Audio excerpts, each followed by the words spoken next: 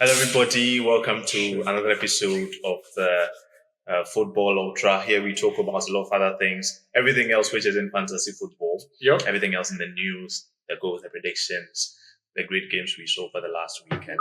Let's see what happens, shall we? Yeah. Um, A lot has occurred over the weekend. yeah, a lot has occurred. Like Manchester United. Why do you, okay, let's start with that one. Hey, like man. Manchester United, I know I sat here and said so many things that we're going to beat Fulham this time, the other. I mean, that was probably the highlight of the week for you guys. No, that wasn't. The 1-1 draw. I mean, that was a good point. That was the high point. Everything from there on was just it's on the downward spiral. Wow. Right. So Man United played Fulham over the week. We drew the game. Yeah. It wasn't really something. I think before we started this video, I was telling you, and it was one of the games I saw, like usually when I have something to do, then I will just not watch the game and later watch the game, the playback of the game as if I'm watching it for the first time. And then experience disappointment while everybody already knew I'm already going to get disappointed. So that's how it was. I mean, I could have just told you the scores. You're like, I want to see the game. Yeah, I wanted to see the game, and I saw the game. And fair enough. Yeah, like I feel this that sometimes, right? Sometimes when you are a team and you are playing, and this is how it always is like in football, if I'm an opponent and I'm going to play another person, I am not just going to get up and play somebody I don't know anything about. I am going to do some homework, see how the person I'm going to play plays, like see all the parts I can focus on to exploit their defenses and everything. I feel that is one of the things. I feel that is something every team does, and we are talking about Premier League teams, so it is something even non-negotiable. We go into a team. One of the things I'm saying one of the things a lot, but whenever I feel like I can predict the way Man United are going to play and their lineup and when they are going to make their changes and everything, if I can do that, the team that actually needs to play them for something can also do the same thing too. And that is exactly what happened. Fulham, when they started the game, they knew, let's look at the dangerous players from Man United. When last time we played Arsenal, they saw that Kuna was very, very good with carrying the ball. They saw Ahmad was rinsing the guy on the right side. And they saw Mbemu was also doing well. What did they do? They put Calvin Bassey on Mbemu. They put Anderson on Kuna. They put Sessegnon on Ahmad. And then that was it. Bruno was already playing in the back. So then, of course, there's nothing we can do about that. And we could not do any creations. And we were so stubborn that we kept on playing that same way, thinking, you know what, let's take Ahmad off and bring Diogo Dalot. Maybe that will make a difference. If Ahmad couldn't do anything against Sessegnon, what would Dalot do? And then we just played that game, and that would. And after watching that game, and then watching the one against Grimsby, and I'm like, in the same way that Fulham knew exactly how to exploit us, how about Grimsby? They did the same thing. And the goal we scored, the one Mbeumo scored was the first goal by any Man United player this season. And it was against Grimsby. And that goal was individual brilliance from Mbeumo. If he hadn't taken the ball on his feet and then done that, we wouldn't have gotten the goal then. And later on, of course, Maguire gave us that thing. But we still went on to lose that game. To be honest, watching Man United over the last 10 years, I think this is the worst period for me. The game against Grimsby, it was so bad. I was like, if I have hope that Man United were going to do anything else, it was going to be in this game. But that was a game we didn't play well, and we still went on to lose the penalty. It wasn't even about the penalties. I didn't even want to watch the penalties. I think watching the game, even at 2-0, even at 2-2, we all felt defeated. As a Man United fan, if you're watching it, I don't think you came out of this happy. I don't think even if you have won the penalty shootout, you'd have been proud that you were a supporter of this team. It was the worst moment ever, seriously. Liverpool gave us 7-0 2 seasons ago. The number of games we won last season, 15th place, leaving the Europa League final. This was the worst time I have ever seen because we fielded Premier League players. The players in our team, their cost was about 200 million or something. Grimsby, their whole entire squad, they didn't even cost up to 2 million pounds. And they played with us like, do you know that their keeper was a Man United fan and he was already mad that he was playing against us and we were playing like that against his team? Yeah. Like, what is this? I saw the post. I was like, come on, man. Are we a joke or something? Oh, man. And I'm not going to hear people saying that, of course, Man United are not the same team as they were before and everything. That is the whole point. We have not been that same team in a good long time. But it looks like the standards are getting lower and No lower matter and how lower. bad it is. It's always getting lower. Manchester United should be beating Grimsby. That's the thing. Any day, anytime. That is the thing. Brighton won 6-0 against Oxford Union. Oxford in the Championship. And we played a League Two side. Come on, man. Come on. They came. They did not play us to win. They were just happy. They were just happy. They were like me, happy to meet big players, and we still could not beat them. What is the point? Seriously, what's the point of anything right now? I don't know what to say, but yeah, it's a very disappointing. I'm not going to coddle anybody. Our coach has gotten it wrong. He needs to be flexible. He needs to know that if something is not working, I need to do something about it. The fact that he's not willing to do that, the fact that if anybody says anything about the way he's playing and he's like, oh no, it's not that. I think one of the things the coach has done, I think to me too, because now I'm waking up from it, is he's very sweet talking. He talks very sweetly. He knows how to use deflect questions. Over the last few days, I've been rewatching some of his interviews, and then I've been really deep in the answers. And I'm like, you didn't really answer the question. He will take responsibility as if he feels worse than you, but then he doesn't do anything about it. He's just playing emotional.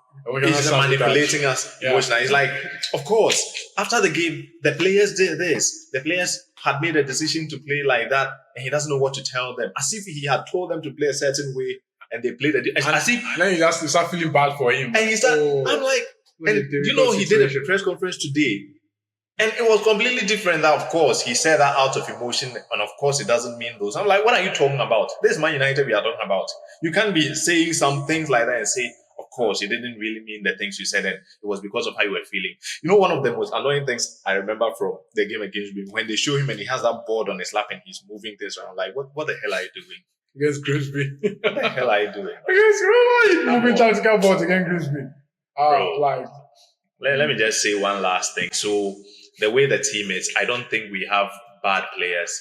There is a reason why players play for us, and then we think they are bad. And when they go to another team, they all of a sudden start playing very well. There is a reason for that. And there is a reason why Mbeumo was in the fans, one of the best players last season, and he's in this team and he's finding it difficult. One of the best creators last season for Wolves, and he's in this team. I know it's early days, but then sometimes you look at the way things are going, and it's not a lot to write home about. Amorim has had how many wins in the Premier League? 7 and 19 losses since he came. That is worse than anybody else I have ever seen. 7 wins, 7 draws, 19 losses. And we haven't even started winning this week. He has conceded 63 goals in 45. That's too much. That's like conceding 2 goals every game. More than 1 goal every game. Every game we go in. If you are playing FPL and you have a Man United defender, well, the last time anybody had a Man United defender in the FPL, nobody does that anymore because of the way we are playing. So, yeah, that is just it.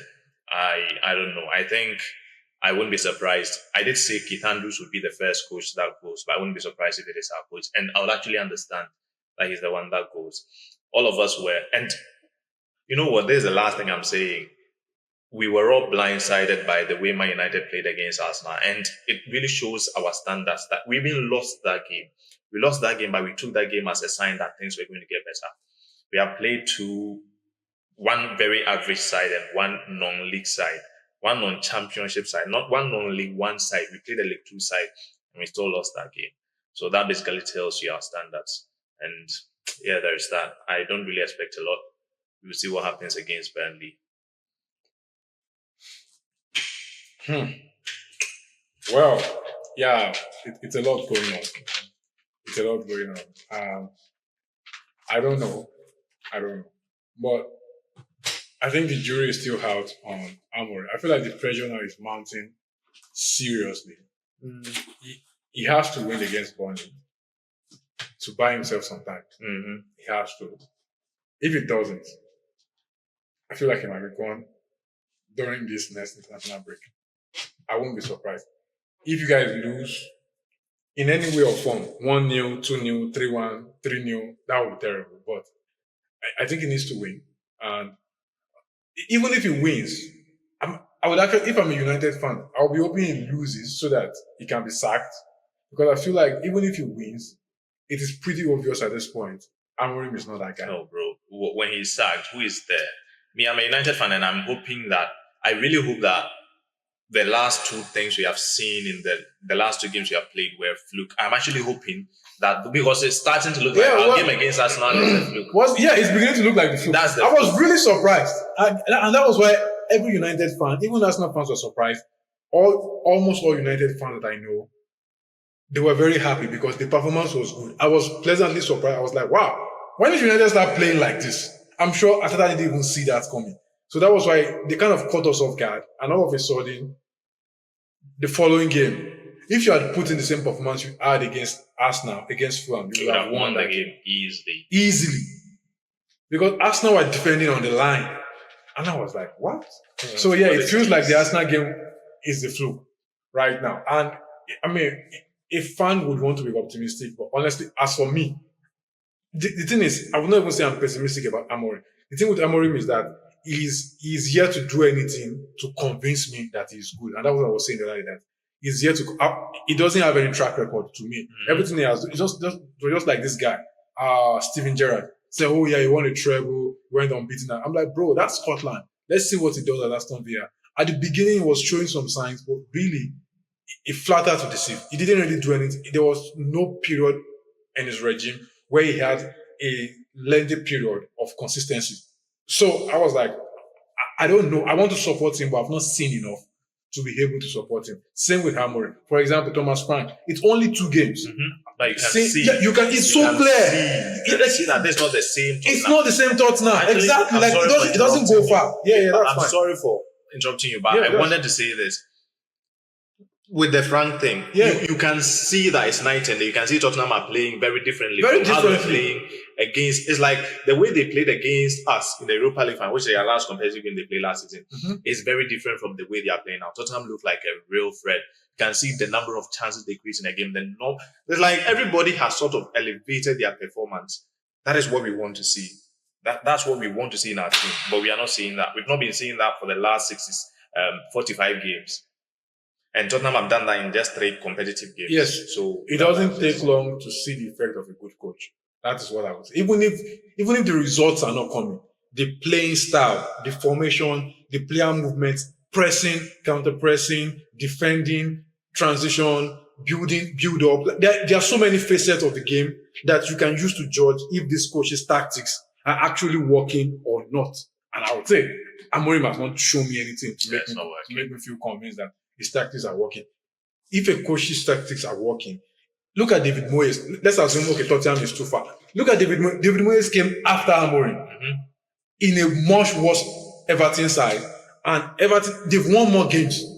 Everton has improved remarkably. Even if they are not world beaters, but you can see the effect of a different coach on their playing style. That's all we are saying. We are a football club. We are not too different from any of these. We all play football. We all field the same number of players on the pitch. The players that we have bought in our team are Premier League proven players. Most of the players were part of the best players who played last season. That's why we went and got them. And if they come into the team and they are playing like this, it's not the players. Of course, it's not the players. So that's all, Charlie. I don't think it's the players, because even if you want to say the current United players are bad, all of the ones that you just bought. What about the ones we just bought? Mbemo, like you said, Mbemo was in the fans team of the season. Some people will make arguments that Cunha could have been there. I feel like if not because of one of the best forwards, Cunha was one of the best strikers in the league last season, one of the best forwards. If not because of his suspension and he missed some weeks due to injury and all of that, he could have made a shout for that position also. So these guys are 2 of the best attackers in the league. And up till now, I would still say they are among the best attackers. They don't just go bad all of a sudden. So for that kind of team, that has Bruno also, which honestly is one of the best midfielders in the league, irrespective of how the system wants to manipulate it. Bruno is still one of the best midfielders in the league. That trio is enough. You should be seeing the impact of those 3 players. Now add a striker. See, the thing is, if the system is actually functioning well, Chesko does not need to score too many goals. Yeah, really. He just needs to hold up, because Cunha and Mbemo can score. Really. If Cunha brings in like 15 goals, Mbemo brings in his customary 19 goals or something, that's enough to carry an attack. Yeah, that's a lot of goals. Yeah, so Chesko just needs to like facilitate, which he does very well. I've only seen him for cameos in United, but his hold-up play has been very fantastic. I don't think I've really seen any chance where I felt like, ooh, he should have scored that, and he blew it. No, because they barely even create chances for him. So He anyway, did miss one against Grimsby, the last one, but that yeah, in the 90th minute, he should have scored that one. I would say he could have scored that. But that's Man United. It's like you never know what it's like. Yeah, we can't be any worse than this, and then of course we show something like how bad can we be? It's like we are going beyond expectations at being very very disappointing. We are always lowering the bar. That it's almost like there is nothing you can really predict when it comes to this thing. When it comes to disappointing people, that's just how it is. Like you just have to take it. I really, really pity. Well, I pity myself too because it really affects me emotionally. But what can I say? Let's talk about transfers, right? Or maybe other games that happened over the week. The Newcastle Liverpool game, which was really, really cool. Oh, it's game of the season so Game far. of the season. To take a loss to beat that. Yeah. But yeah, game of the season so far. That game was. Those are Premier League teams, man. Yeah. It will never be us. Hence, I can. Our 2-2 came from. Newcastle were playing with 10 men against Liverpool for a whole second half, and they still managed to come back from a 2-goal deficit. Man, come on. That game was yes, like that's Premier League at its peak. And then a 16-year-old Ngoma, I scored. Credit to Szoboszlai because I mean I was watching an analyst the other day on YouTube, and it was like he has watched that third goal about more than 50 times. Like, he was trying to look for a moment in that build-up phase where Szoboszlai looked back to check to see that someone was behind him. But there was never a time. He just had an understanding of the positional play of his. He knew that someone was going to be behind him because I guess he had counted the players on the pitch. But there's so much going on in the head of these players that you don't even get, because I was not expecting that feint. I was thinking Szoboszlai would hold the ball and shoot. But then the moment he made that feint, honestly, everybody knew. I was like, I was praying for a miracle that he misses it. I was like, but it just gave me flashbacks of Italy against England. I was like, come on, man, I've seen this before. This is a goal. And the guy just buried it. It was, I can't complain. Even if I'm a Newcastle fan, I'll be like, you know what? Fair play. Move on. We've tried. But that was a very good game. Wow, Newcastle, take it back. But yeah, man, back to Liverpool. I think Liverpool they are showing their problems, which is obviously their defense. And that's the reason why I feel like even though they are signing, I think Gueye might be a more important signing for them this season than Isak, because they don't have attacking problems.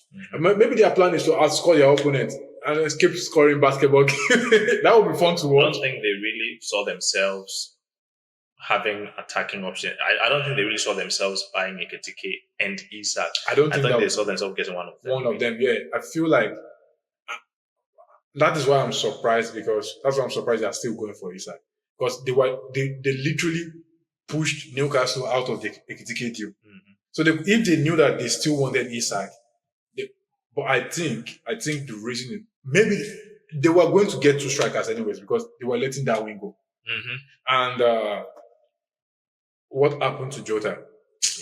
May rest in peace. I feel like that also influenced their transfer plans. If Jota was still available, they wouldn't have gone for Ekitike. I feel they wouldn't have gone for Ekitike. And then they would have just allowed Newcastle to take it. But maybe they saw it as, you know what? Yeah, we're going to take the two. That's surprising, and it's very expensive. It's very expensive. That's almost 220 million. Because that's 130. Oh, actually, that's 200 million. 130 and 7. I think they got it for 78 or so. Okay. Yeah, it's quite expensive. That's 130, 70. That's like 208 million on two players. That's about. And I mean, I think their primary plan this season is to outscore their opponents. Ping pong, 5-4, 3-2, 6-5. Right. You want to talk about Arsenal? I mean, you guys won 5-0. Yeah, we won 5-0. There's really nothing much to say about Arsenal for now. I'm looking forward to the Liverpool game. I really don't know what to expect in that game. I mean, one thing I know that we expect is our defense. I think the only thing I can predict with our team right now is our defense. I think our defense is going to be solid. But the Liverpool games have always been cagey. Like, they've been two. I think they've been 2-2. Like the last. You rely on set pieces. And Newcastle and Liverpool have been considering. They considered 2 set pieces against Newcastle. Yeah, I think they also considered 1 against Bournemouth. So they've been considering set pieces. So even if open play fails us, the chances that we would get a goal from set piece in that game Very high. is I'm very listening to high. you guys. It's very high at this point because it's looking good. I would It's take annoying. I would It's take my annoying set to piece see. goal, man. I'll annoying. take. See, I feel like whoever scores first in that game will not lose the game. Let me put it that way. I don't want to say would win because this game might easily end up in a draw. But whoever scores first, if don't let me phrase it that way.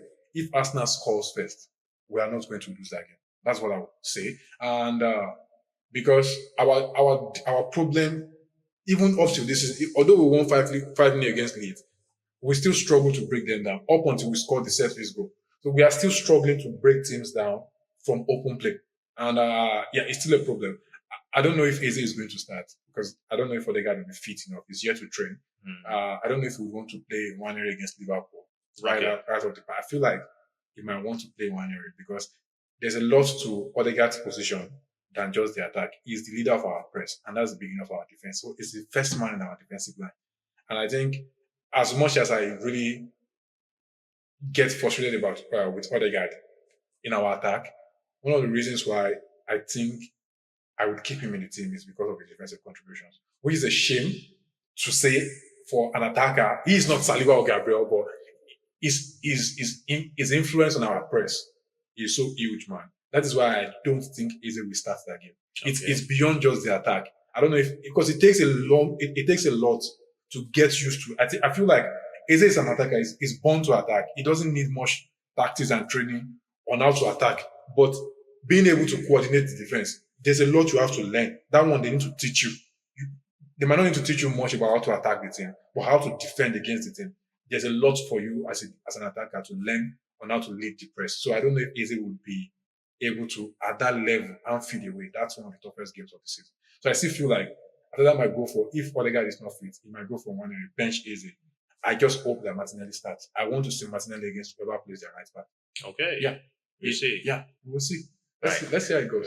Let's not even go into it because it's. The Champions League. Yeah, the draws are out. Yeah, the draws are out. I didn't really check because I don't. I am waiting for the team to start playing and actually pay attention. I did. Yeah, we can talk about Real Madrid. Yeah, we don't know. They are yet to tomorrow. The fixtures schedules will come out tomorrow. Okay. But like the teams, each team will be facing the opponents have been released. We are playing. I can't remember. I know we are playing Inter Milan. We are playing Bayern Munich. We are playing Atletico Madrid. We are playing, and then a bunch of other smaller things are going to be. I think Olympiacos and that, or some other stuff. So it's going to be fun. There are a lot of interesting fixtures out there. Yeah. Madrid plays City and Liverpool. Yeah, I saw that. Yeah, I have a feeling Madrid will struggle this season. Well, honestly, I have a feeling Madrid will struggle this season, just like they struggled last season. I don't know if it will be as bad as last season, but I think, especially for this UCL, I'm talking about not just UCL, I'm talking about the season in general. I have a feeling they will struggle. Attack to score goals or to like everything in all phases, both score. They will still score because they have Mavericks. They will still score, but like it will take a while for these players to get used to the system of Alonso. I think it will take a while, and at that point, some things might pick them apart. They will still be in the top 3 in La Liga because it's La Liga. But for the Champions League, you will see. I feel like the way they struggled to get into the qualification phase last season, something like that might still happen again this season. Although I think they will be better than last season. I don't think they will struggle, but I don't think they will be in the top 8 that will qualify directly. Okay. I don't think so. Wow, that's a bold prediction, but you'll see. We'll see how it goes. All right. Let's talk about some transfer news. We were talking about Xavi Simons to Tottenham. Tottenham are just shoring up their midfield right now as we speak. This guy is going for probably the season. Yeah. James Maddison. Yeah. Oh, and Garnacho's to Chelsea deal. Yes! So our boy is free now. Get to see what. Has Sancho made any comments? Sancho posted a photo of himself and some other players. Where is Sancho now, by the way? He's still at Man United. Wow. Still at Man United. So we'll see. I don't know, he wants to run out his contract or something. Dortmund were looking to get him. But there's that. Also, Anthony to Betis, it was almost confirmed, but then Betis came out and said the money we are asking for is too much. So Man United should rather pay Anthony. So Anthony is still at Man United now too. Oh. We will see what happens. Kobe Menu has asked to go on loan. We will see what happens. Yeah, you guys are in a lot of crisis. Yeah. I think you need a new football director. We need a new football everything at this point.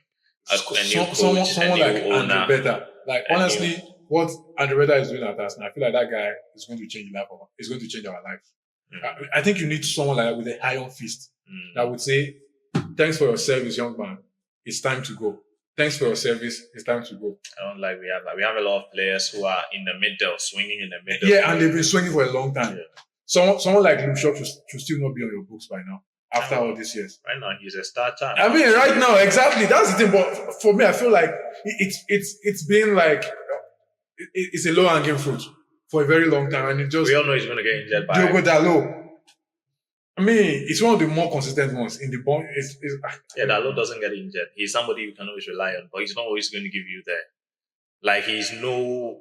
He's just right there. Back. Yes, yeah. I mean, let's not even talk about those ones. Let's talk about more of the fringe players, your Sanchos, your Anthony's. There are a lot of them. Rashford is also now. Rashford has come. It's a lone move. Yeah, but like, I mean, he will come back still. Yeah. So we don't know what's going to happen. Onana. Like, we have so many. I don't know if we'll be able to get... The keeper we are looking at is one from Antwerp. Yeah. I mean, I don't know. We'll see what happens, bro. Yeah. I mean, we only have a couple of days for the transfer window to end, and it looks like we haven't done anything yet. Oh, man. Bonanote has gone to Chelsea on loan, if you've heard. From Leicester. Yeah, I mean, Leicester, he went on loan to... he went on loan to Leicester from Brighton. And now he's gone to Chelsea on loan to Facundo Bonanote. So we'll see how it happens. And he's at Chelsea now. Yeah, Chelsea now. He went to Brighton on loan, or he went to Leicester? He was at Brighton and then he went to Leicester on loan. Okay. And now Brighton uploaded to Chelsea. Oh. When this guy too, you guys got a new player. Yeah, Nkapi. Yeah. So what does he do? Hey, he's a left back. Okay. He's a left-sided centre back that can also double as a left back. So like Kibio or something. Yeah, he's Kibio's replacement. Okay. Basically, he's Kibio's replacement. So I think Kibio's deal to Porto has been signed. So and I think I'm yet to confirm, but I saw some people saying the Nkapi deal is here we go already. Yes, so, here we go. Yeah. So bro, our team is. I'm not even going to lie. Our team have everybody now. Our team should win the league. Our team is stacked. Yeah, we should, based on the team we have, but we have 6 points. There's still Liverpool. I will give Liverpool. Are you guys not top of the league now? We are. Yeah, so I mean, goal difference. Come on, top of the league. You see, I'm not going to roll on that. If we beat Liverpool, then that's a huge statement. It's still nothing. It's still heavy. It's still too heavy. But beating Liverpool at Anfield is a huge statement, telling them that, hey man, we are here and we mean business. But one thing I would say though, maybe apart from his first full season, every season Arteta has spent at Arsenal, by my own assessment, I think he has maximized the potential of the team he had at his disposal at the end of the season. Maybe at the beginning we might complain that, oh, this player is not this player is not that. But apart from maybe the first season, which I cannot really remember clearly, but every other season, by my own assessment, I would say he maximized the potential of the team he had at his disposal. That is one thing that gives me confidence. I feel like, because anytime I think about it, I'm still like, where is this player going? Especially on our left side. Who plays this? Where does Eze go? How about Declan Rice? Where is Zubimendi? Look at Martinelli. We have Trossard, blah, blah. I have a lot of questions I can't answer.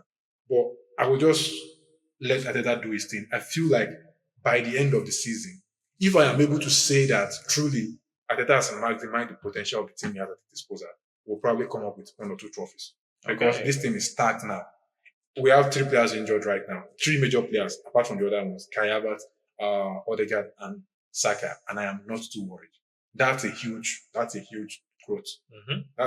This time last season, when these 3 players were injured, I think we only won 1 or 2 games, or like 7 games. At this time? Yeah, so, but this time it feels different. We'll see. It feels different. We'll definitely see. We'll definitely see, but it's going to be interesting. It's going to be interesting. But I'm very confident this season, because I feel like we've fixed majority of our problems, and credit to the team for doing that. It feels good to be an Arsenal fan right now. I just really hope we can win a trophy to cap it off. All right. I actually hope that you guys win the trophy. Premier League. I really hope so, because I think they deserve it. We'll see. I think they deserve it, honestly. Right. We'll go into the predictions soon, but before that, a couple more transfers. Nkunku to AC Milan. Who goes to AC Milan? Yeah, here we go. 37 mil. Bro, how is Chelsea doing this? Yeah, Chelsea are making business. They have American businessmen that who know how to negotiate. I feel like Chelsea goes to this negotiation with guns. Mm-hmm. Something must be involved because how is Chelsea selling Nkunku for 37 million? Yep. Somebody who has barely gone playing time and everything. Oh, and last one. I remember that guy more for his balloons. He was only able to blow like 3 or 4. Yeah, he was only able to blow like 3 or 4. I'm like, bro, come on, man. You've been looking for the people have been coming to Old Trafford with balloons and he doesn't score. He doesn't even get to play. Come on, now they are saved. Like I don't know how Chelsea keep doing this. They sold Renato Vega. Was it not to AC Milan also? For like maybe like 30 million. I'm like, yo, this guy has barely played a game for Chelsea. Romeo Lavia has gone too. Yeah, where did he go? And this season, I've forgotten where he's gone. I don't even know he has gone because he's very good though, but he's injury prone. This guy can barely string 5 games together without losing his hamstring. I'm like, come on, man. Someone needs to investigate how Chelsea broker their deals. I feel like there's violence or guns involved. Because how do you sell these players for so much? I don't get it. Nkunku for 35 million. Yeah, bro. How? And Newcastle have bought this guy. Yeah, they bought in the striker. Votamin. I think he will do well. I feel like he will do well. I'm looking forward to it. I want to see how it performs. I think he will do well. Yeah, man. Newcastle. Fair play. They also got another player. I can't remember his name. But they need to. I feel like they will still struggle this season. But their team is just too lean. Their team is too lean. You cannot be fighting at all fronts with that kind of team. Your players will suffer. Your players will suffer. So, with the dagger they got from Isak, well, they should take that money and go and reinvest before the window ends. So, yeah. Right. So last week with our predictions, we did not get any correct. Is this going to be a different video? Same thing. Like it just continues. Yeah, it just. When someone comes for a prediction, then they have to wait for like 30 minutes when you get skip to the end.